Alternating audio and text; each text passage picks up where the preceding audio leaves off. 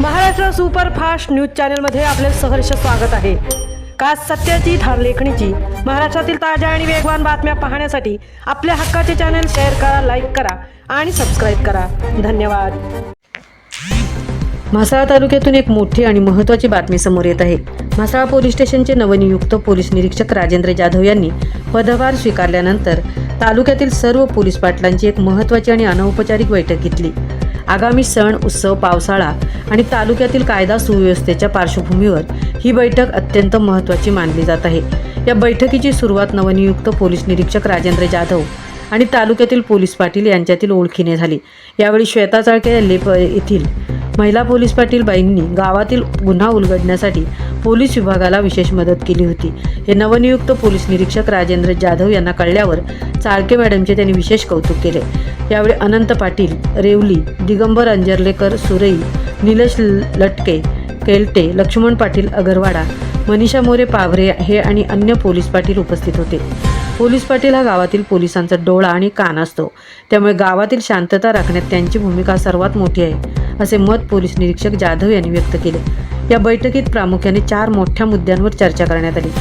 कायदा आणि सुव्यवस्था, गावागावात कोणत्याही प्रकारचा वाद होऊ नये आणि कायदा सुव्यवस्था चोख राहावी याकरता पोलीस पाटलांना सतर्क राहण्याचे आदेश देण्यात आले। सण उत्सव, आगामी सण शांततेत आणि सलोख्याच्या वातावरणात साजरे करण्यासाठी आत्तापासूनच नियोजन करण्याचे ठरले आहे। पावसाळी आपत्ती, तालुक्यात सुरू असलेल्या पर्जन्यमानाचा अंदाज घेऊन पूर किंवा दरड कोसळण्यासारख्या आपत्तीच्या काळात प्रशासनाला तात्काळ माहिती देण्याच्या सूचना देण्यात आल्या। पावसाळी आजार, पावसाळ्यात वाढणारे साथीचे आजार रोखण्यासाठी आरोग्य विभागाच्या मदतीने गावात जनजागृती करण्यावर अधिक भर देण्यात आला।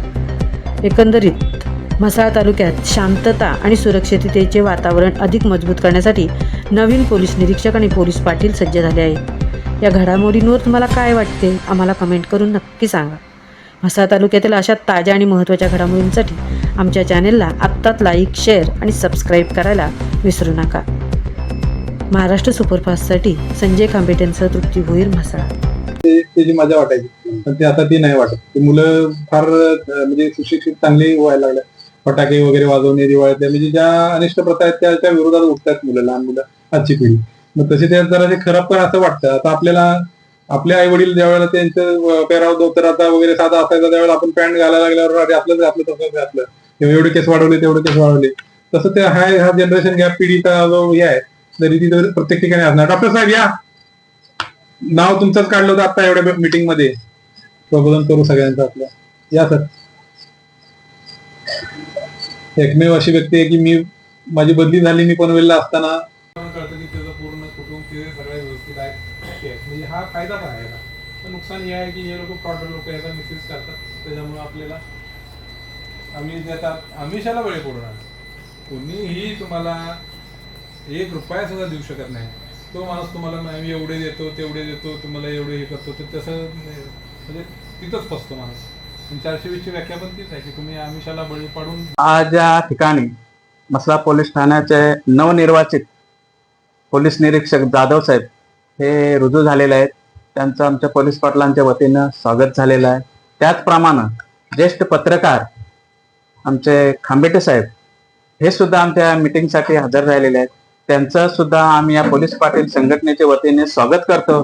ज्यांचं नेहमीच आमच्या पोलीस पाटलांसाठी त्यांचं मोठं योगदान असतं।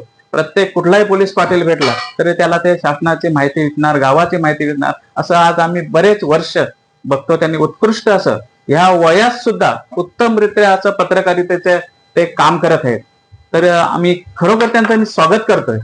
सर, या तालुक्याचं थोडकस